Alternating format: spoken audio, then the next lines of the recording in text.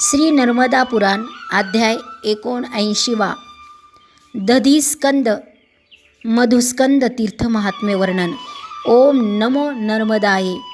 मुनिश्रेष्ठ श्री मार्कंडेय म्हणाले, हे राजेंद्र, त्यानंतर सर्व पाप विनाशक दधिस्कंद मधुस्कंद या दोन तीर्थास जावे।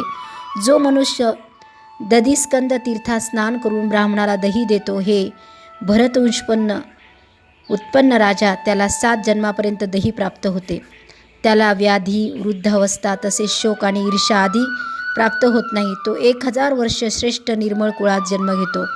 मधुस्कंद तीर्थातही जो मध मिश्रित तीळ देतो, तो 70 जन्मापर्यंत यमराजाला पाहत नाही। तिथेही जो मधासह पिंडदान करतो, त्याचे पुत्र पौत्र प्रपौत्रांना दारिद्र्य नसते। त्या तीर्थात जो विधीपूर्वक स्नान करून दक्षिणाभिमुख होऊन दधियुक्त पिंडदान करतो, त्याचे मृत पिता पितामह 12 वर्षापर्यंत निसंशय संतुष्ट राहतात।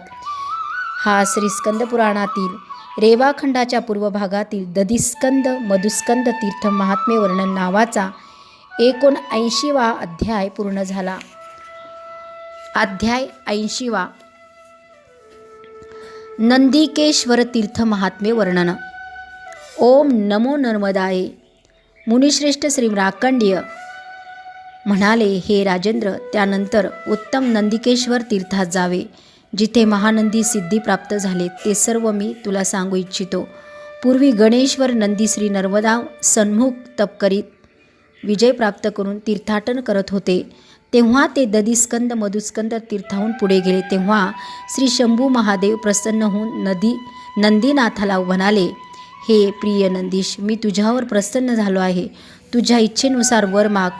तू तीर्थयात्रा व तपस्या केल्यामुळे मी संतुष्ट झालो आहे। नंदीश्वराने व्यक्त केले, मला धनाची इच्छा नाही वा कुलसंततीचीही अपेक्षा नाही। मला आपले परम चरण कमल सोडून कशाचीही इच्छा नाही। कृमी, कीटक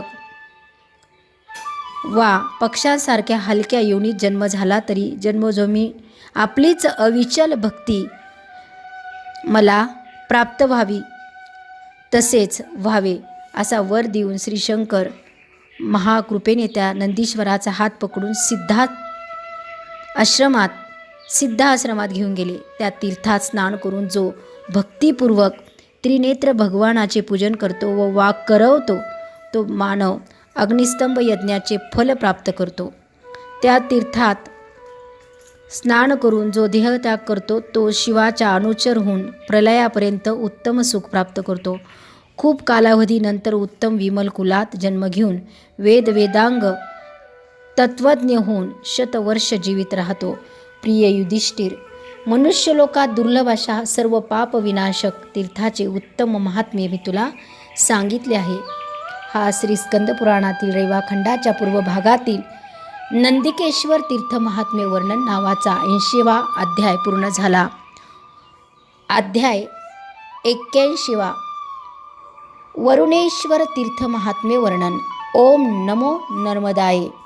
मुनिश्रेष्ठ श्री मार्कंडेय म्हणाले, महाराज, त्यानंतर उत्तम वरुणेश्वर तीर्थात जावे, जिथे हे नृपश्रेष्ठ हा वरुणदेव सिद्धिप्राप्त झालेत। भाजीपाल्याने कृच्छ चांद्रायण आदी व्रताने श्री शंकराची आराधना केली आणि त्यांना परमसिद्धी प्राप्त झाली। या तीर्थात जो स्नान करून पितृदेवतांचे तर्पण करून भक्तिपूर्वक श्री शंकराची पूजा करतो, तो उत्तम गती प्राप्त करतो।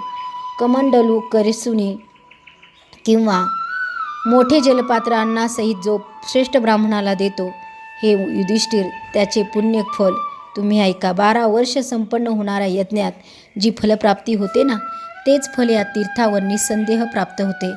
सर्व दानात अन्नदानालाच श्रेष्ठ मानले जाते। हे नृपश्रेष्ठ, अन्नपाणी त्वरित सुखावह आहे। त्या तीर्थात शुद्ध अंतकरणाने देहत्याग करणारे मानव प्रलयकारापर्यंत वरुण लोकात निवास करतात। त्यानंतर कालावधी पूर्ण झाल्यावर पुन्हा मनुष्य लोकात जन्म घेतात। या तीर्थात नित्य अन्नदान करणारा शतवर्ष जीवित राहतो। हा श्री स्कंद पुराणातील रेवाखंडाच्या पूर्व भागातील वरुणेश्वर तीर्थ महात्म्य वर्णन नावाचा 81वा अध्याय पूर्ण झाला। ओम नमो नर्मदाये।